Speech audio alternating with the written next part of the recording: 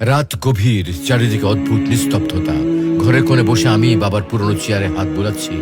মনে হচ্ছে বাবাই যেন এখনো আমার সামনে বসে আছেন, কিন্তু বাস্তবতা বড় নির্মম।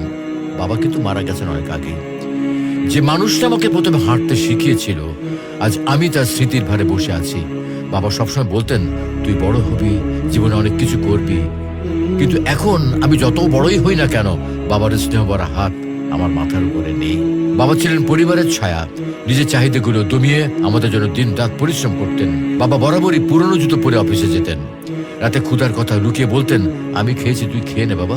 এমন মানুষ কিভাবে চলে যায় চিরতরে? আজ বাবার কবরের পাশে বসে মনে হলো, আমরা কত কিছু বাবাকে বলার সুযোগ হারিয়ে ফেলি।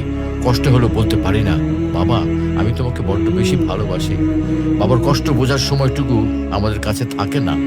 আর যখন বোঝার চেষ্টা করি, তখন বাবা আর থাকে না। বাবা হাতছাড়া হয়, এখন বুঝি বাবা শুধু একজন মানুষ নয়, তিনি ছিলেন আমাদের জীবনটাকে সুন্দর করে তোলার জন্য প্রেরণা।